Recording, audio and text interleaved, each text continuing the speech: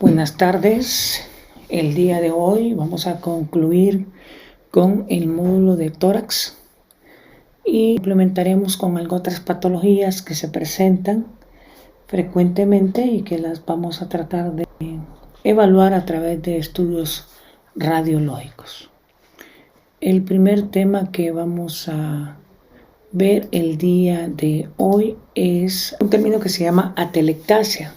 La atelectasia es un colapso total o parcial de un segmento o de un lóbulo pulmonar ocasionada por una obstrucción, ya sea intrínseca o extrínseca. Intrínseca es cuando está dentro de la luz, extrínseca es cuando es compresión externa. Cuando se comprime un bronquio principal y ocluye los diferentes lóbulos o segmentos, se llama colapso pulmonar. Pero cuando selectivamente es un segmento o un lóbulo, a este término le vamos a llamar atelectasia. Aquí tenemos un dibujo en donde muestra una compresión extrínseca por una masa. Esta es una masa, esta es otra masa, pero está comprimiendo externamente. Intrínseca es cuando en el interior del bronquio se introduce algún objeto, ya puede ser cuerpo extraño, broncoaspiración, que obstruyan la luz y provoquen que el aire que está dentro de los bronquiolos y los alvéolos se reabsorba y por lo tanto, si ya no hay aire, estos se colapsan y traccionan las estructuras y esto es una atelectasia. Aquí tenemos una imagen de una radiografía de tórax. Llama la atención esta radiografía de tórax. Si no tenemos una historia clínica clara y no hemos hecho un examen físico adecuado en este paciente, podemos pensar en un montón de diagnósticos diferenciales. Por ejemplo, uno de los tantos que he escuchado yo con mucha frecuencia en el estar dando esta clase y opiniones de muchos alumnos es de que aquí puede haber un tumor en la mama derecha, es una paciente femenina, y eso lo han dicho con mucha frecuencia. Otras ocasiones refieren a atelectasia basal derecha. En otras ocasiones refieren la presencia de poca expansibilidad pulmonar. En otras ocasiones refieren aumento de los bronquios del lado izquierdo que simulan una neumonía. En otras ocasiones refieren alteraciones de la tráquea o alteraciones congénitas de los cuerpos vertebrales. Pero en realidad aquí estamos frente a una atelectasia. Y vamos a explicarla de a dónde es y cómo la podemos determinar y definir en esta radiografía simple de tórax. En primer lugar, hay que recordar cómo se les enseñó a evaluar una radiografía de tórax, que era de arriba hacia abajo y del centro hacia afuera. Si seguimos estos parámetros, entonces encontraremos que el estudio nos muestra una desviación de la tráquea hacia el lado derecho, pero la desviación de la tráquea es solo de la parte superior y no de la parte inferior. Entonces vemos una curva de la tráquea hacia la región apical, hay una curvatura bien evidente. Hacia la región apical, en vez de haber radiolucidez, hay radioopacidad. Al mismo tiempo vemos una elevación de la cúpula diafragmática. Y ustedes saben que al elevarse la cúpula diafragmática, las estructuras interabdominales también tienden a elevarse. Por lo tanto, el hígado se eleva a este nivel. Esta es la curva normal o el borde inferior de la mama, al igual que este. Los dos están a la misma altura. Lo que sucedió aquí es que el diafragma, en vez de estar aquí, en esta posición, se elevó hacia arriba. Y la densidad de la mama y la densidad del hígado se combinan y provocan un incremento de densidad a nivel de tejido mamario, sugiriendo una masa. Lo que ocurrió aquí es que hubo una obstrucción del bronquio secundario que le permitía la entrada de aire al lóbulo superior del pulmón derecho.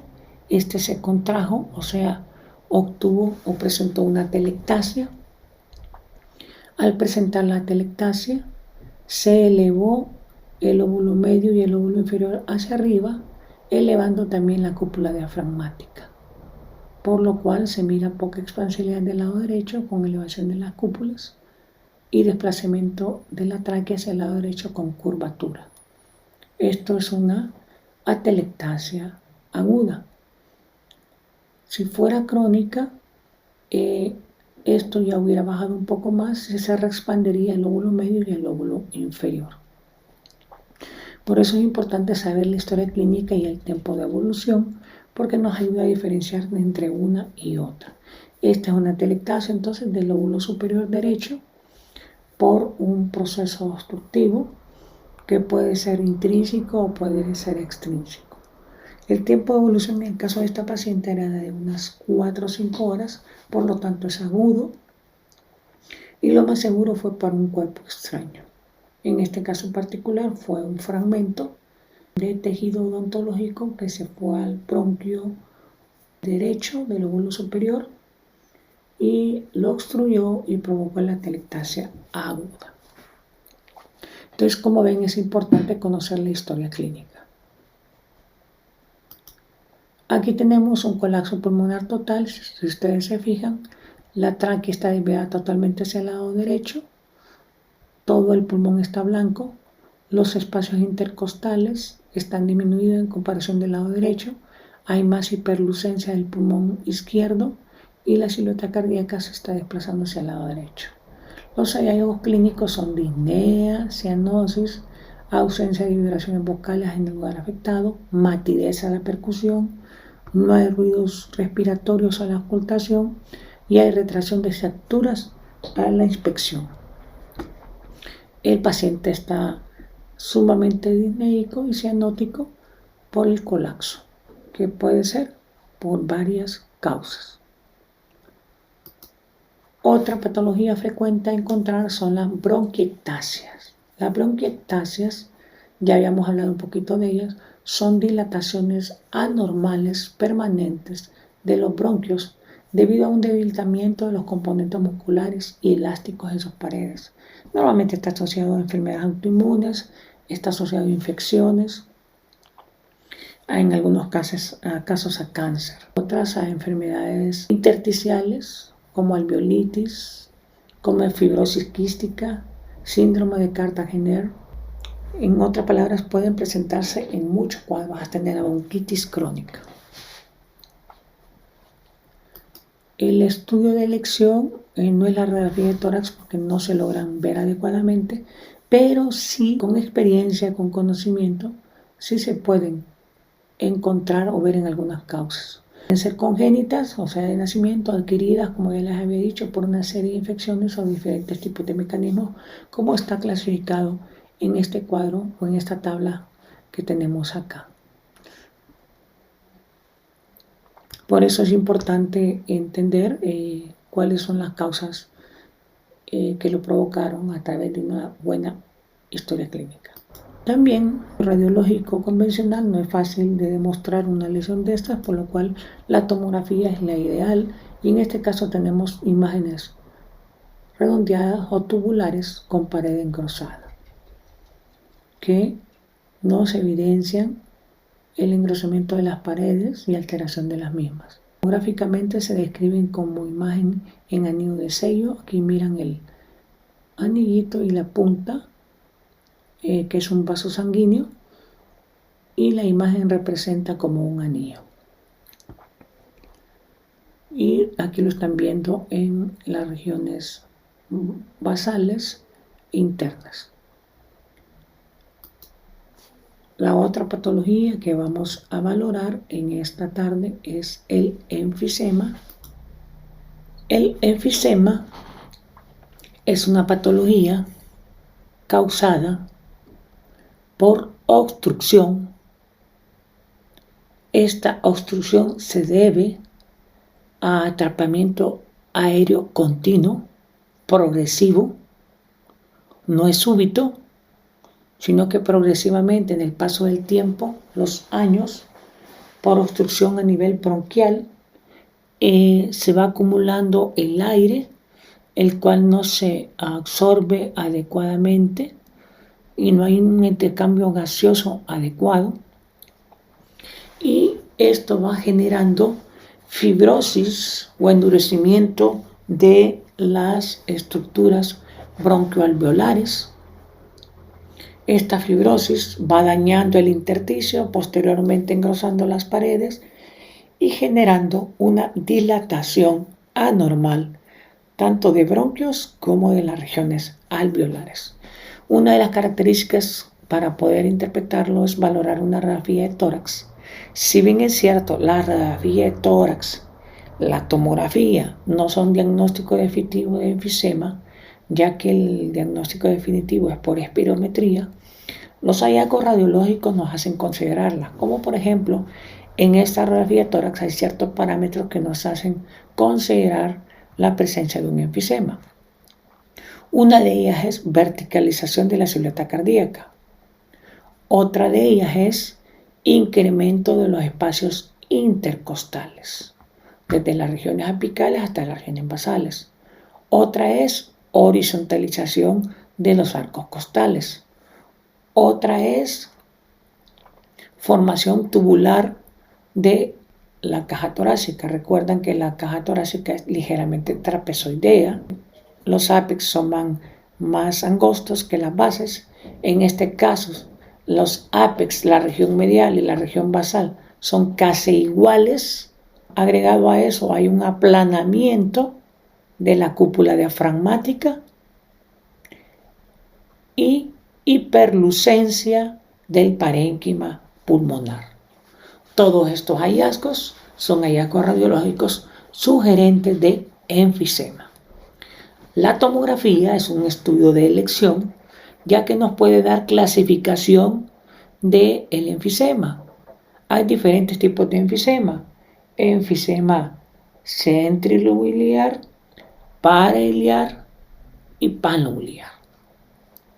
Esto solo se puede determinar a través de la tomografía. En este caso en particular, tenemos una tomografía que nos muestra múltiples lesiones de aspecto quístico de diferentes tamaños, localizadas tanto a nivel del centro como de la periferia del parénquima pulmonar, con engrosamientos de sus paredes, en algunos casos, en otros no. Entonces aquí estamos frente a un enfisema. La tomografía es importante porque nos ayuda a determinar si hay engrosamiento pleural o no, y si el engrosamiento pleural es apical o basal. ¿Por qué es importante esto? Recuerden, la mayor ventilación del pulmón se encuentra en las regiones apicales y la mayor vascularización del pulmón se encuentra en las regiones basales. Por eso las tromboembolias pulmonares son más frecuentes en las regiones medias y basales que en las regiones apicales. Entonces, cuando tenemos un paciente con enfisema y tenemos engrosamiento o fibrosis apical, es un paciente con un enfisema de mal pronóstico. ¿Por qué? Porque hay disminución considerable de la transmisión del oxígeno o el intercambio gaseoso. Y la hipoxia es más frecuente y estos pacientes cambian de disnea leve, moderada, severa a ortopnea. Entonces, por eso es importante el estudio tomográfico. Aquí tenemos otro paciente con enfisema, ¿verdad? Miren las paredes, miren los múltiples quistes hasta la periferia, pero hay algo más. Hay engrosamiento de la pleura es desde aquí hasta acá, de aquí hasta acá está completamente engrosada, ya son signos de fibrosis pulmonar. Entonces, en otras palabras, este paciente tiene un mal pronóstico. Y ahí es la importancia de poder entender y comprender cómo vamos a ayudar a este paciente, si este paciente va a ser dependiente de oxígeno o no, si tiene que dormir con 3, 4 almohadas, todo eso hay que explicarlo y enseñarlo al paciente de acuerdo a los hallazgos tomográficos. Y a esto agregarle una espirometría para tener un completo diagnóstico y un manejo más adecuado. Aquí visualizamos lo que sería en imagen, visualizando un pulmón, como lo diríamos, interna y externamente. Aquí una imagen tomográfica de cuando inicia una enfisema, que el pulmón se vuelve hiperlucente en las primeras etapas. Ya en etapas más avanzadas ya logramos ver los quistes. Estos van a asignar tanto en corte axial como en corte coronal, cuyo objetivo es determinar el grado de avance de la lesión. Otra patología que también vamos a ver, que no es frecuente en la tomografía, pero que sí se pide en los casos de los pacientes que no mejoran con el tratamiento implementado y que en muchas ocasiones son pacientes mayores de 65 años o menores de 2 años. Estos pacientes tienen la presencia de ocupación de los alvéolos por material purulento en la mayoría de los casos. Las neumonías es una inflamación del pulmón causada generalmente por una infección, causada frecuentemente por bacterias, virus o hongos. También puede contagiarse con ingestión accidental de líquidos. Sin embargo, es importante considerar que las neumonías que presentan derrame pleural se consideran neumonías complicadas y se presentan en pacientes menores de 2 años o mayores de 65 años. Y es donde más frecuentemente aumenta la morbimortalidad de los pacientes. Por eso es importante caracterizar qué tipo de neumonía tenemos con nuestro paciente. Aquí imagen de cómo sería microscópicamente la presencia de la neumonía en los alvéolos, cómo estarían llenos del componente purulento y cómo se mira radiológicamente. Este es un infiltrado y este es un patrón alveolar. Entenderán por qué es que se había explicado que no se debe usar infiltrado en rayos X, porque es un término más de tipo microscópico. Clínicamente, la presentación de las neumonías puede ser disnea, tos, fiebre, crépito, subcrépito, sibilancia, ronco, dependiendo del tipo de neumonía que estemos. Lo importante es poder hacer una buena anamnesis, ya que hablamos de fiebre de 39, estamos hablando de un proceso bacteriano. Fiebre de 38, podemos estar hablando de un proceso viral, aunque hay excepciones en los casos de algunas patologías que pueden presentar fiebre y proceso neumónico, como es el COVID. El COVID pues tiene manifestaciones clínicas múltiples. Lo característico del COVID es imágenes en vidrio dispulido en la periferia de los pulmones. Puede ser apical, medial o basal. No es tanto central como en este caso que estamos viendo aquí. Aquí estamos viendo una neumonía parailiar derecha, porque es parailiar, no está borrando la silueta cardíaca, más sin embargo hay patrones lineales. La salida del bronquio es justamente aquí, pero la silueta cardíaca no está borrada. Eso lo hablamos el día de él, lo recordamos un poquito, ¿verdad? Cuando se borra la silueta cardíaca estamos hablando de una neumonía anterior. Cuando se atenúa estamos hablando de una neumonía media y cuando se acentúa estamos hablando de una neumonía posterior. Otra patología que se presenta con frecuencia es el nódulo pulmonar solitario. Cuando encontramos una radiografía de tórax y encontramos un nódulo, recordemos que no es lo más importante en este momento, sino que realizar una secuencia de evaluación de la radiografía, y cuando lleguemos al nódulo, entonces en ese momento el nódulo tiene que ser bien descrito. Tamaño, si es menor de 3 centímetros, forma de bordes lisos, no irregular, no espiculada y de una misma densidad, o si tiene calcificaciones. Todo eso nos da un parámetro de si es benigno o es maligno. Si es por primera vez que encontramos ese nódulo, debemos de estudiarlo un poquito más y debemos de complementarlo con una tomografía, como es este caso. La primera vez que se ve el nódulo, entonces se manda a estudiar con tomografía, y por tomografía es de bordes definidos, una densidad homogénea, no mayor de 3 centímetros, no tiene espiculaciones, ni tiene trayectos vasculares dentro de su interior. Entonces consideramos que es benigno.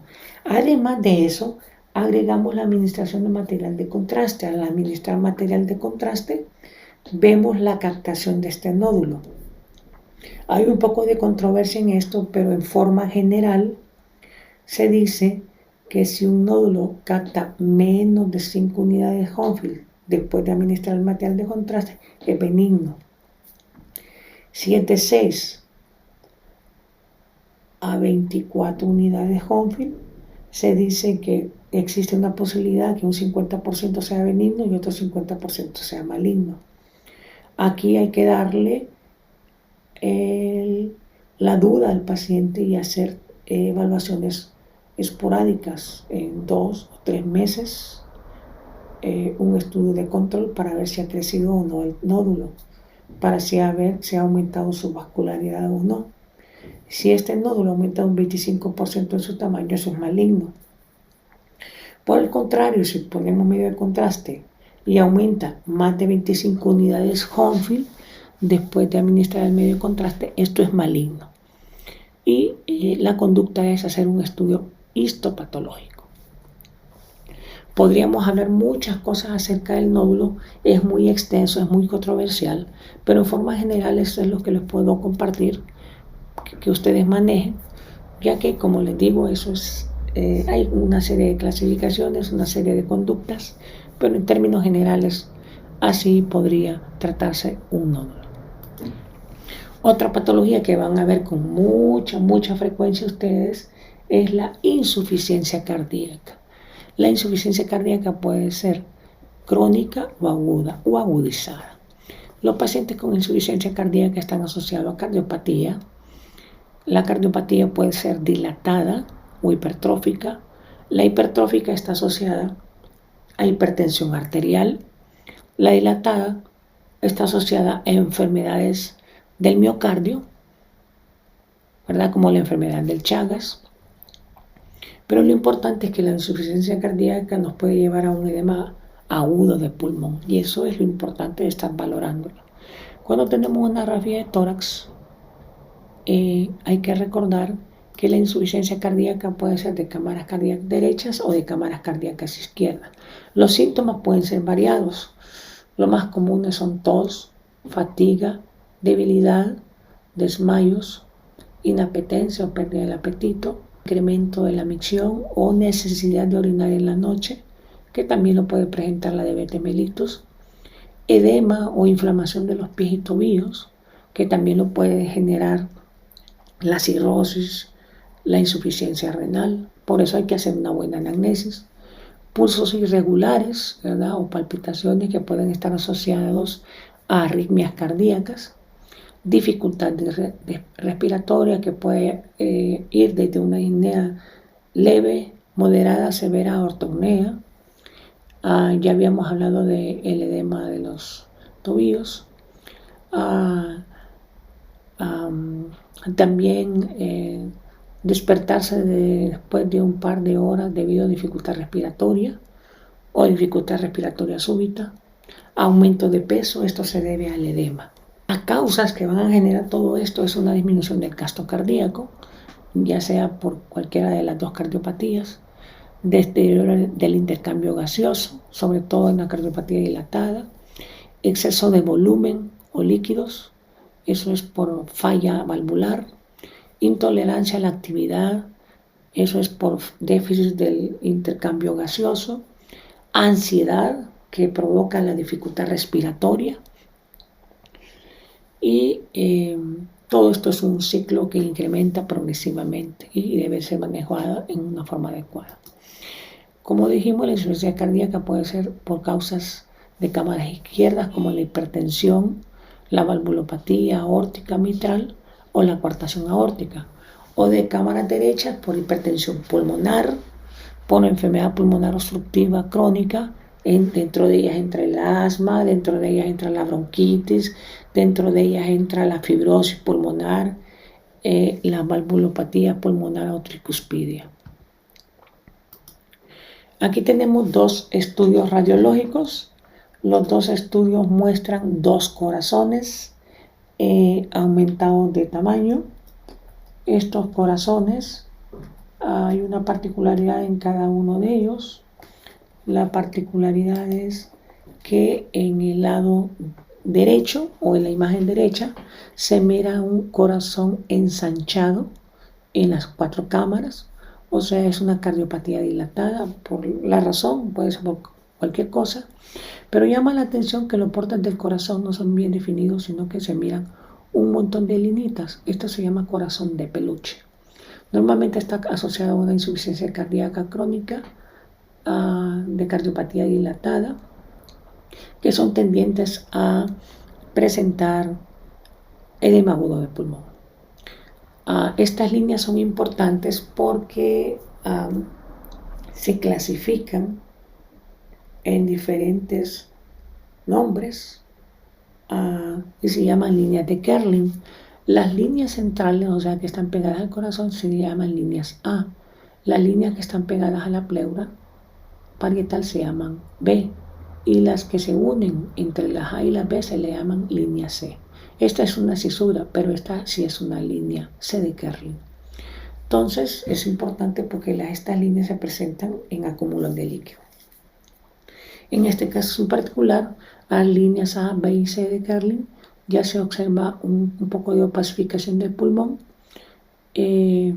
No se observa líquido acá, pero estos pacientes son tendientes a una insuficiencia cardíaca congestiva que llevan a edema agudo del pulmón. En este otro caso, si hay meniscos, hay borramiento de los ángulos costodiafragmáticos.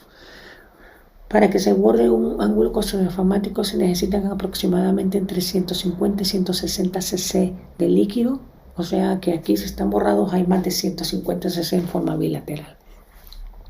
La diferencia entre este corazón y este corazón es que este está aumentado de tamaño pero a expensas de cámaras cardíacas izquierdas. Esta es una cardiopatía hipertrófica. El ventrículo izquierdo está aumentado de tamaño, hipertrófico, y por lo tanto genera acúmulo por retorno en sangre y a pulmón. Y aquí vemos ya borramiento de la región basal con derrame pleural bilateral. También un paciente que puede caer en una edema agudo del pulmón. En la siguiente vemos la importancia cuando tenemos un derrame pleural o cuando tenemos una cardiopatía. La proyección lateral nos ayuda a determinar si el espacio retroesternal está disminuido. Se sabe que es una hipertrofia de cámaras cardíacas derechas, pero si el espacio retrocardíaco o prevertebral está disminuido, son hipertrofia de cámaras cardíacas izquierdas. Y ahí es importante recordar este concepto. También los defectos en la pleura pueden significar metástasis tumorales. Cuando tenemos un derrame pleural, una de las preguntas que se hacen muchas veces ¿es un derrame pleural tabicado o no tabicado? Porque si no está tabicado se puede poner un tubo para drenaje, pero si está tabicado, un tubo de drenaje no servirá para evacuar el líquido. Hay diferentes métodos para evaluarlo. Uno sería la utilización de ultrasonido, pero no todos los hospitales van a tener ultrasonido. Así que se puede usar la radiografía de tórax. Se puede usar una proyección PA, una lateral del lado del derrame y una en decúbito lateral del lado del derrame. Por ejemplo, esta es una PA, aquí hay un menisco, sabemos que hay un derrame pleural del lado derecho.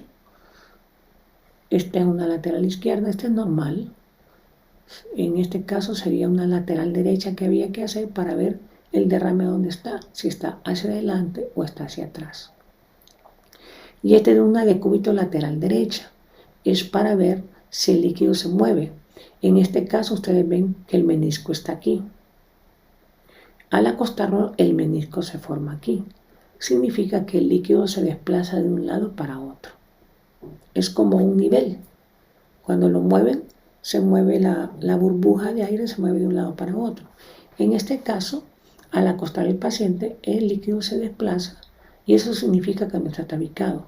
Si el líquido no formara este menisco acá, sino que persistiera acá, significa que estamos frente a un derrame pleural tabicado y no se puede manejar con tubo. Aquí es un recuento de todo lo que hemos visto, cómo se puede determinar si está rotada o no está rotada, si la tráquea está central, el posicionamiento y la correlación con tomografía. Tórax es extremadamente amplio, hemos tratado de darle en forma resumida lo más necesario que ustedes manejen en este momento. Gracias por su atención y si tienen preguntas, dudas o comentarios los pueden hacer en este momento.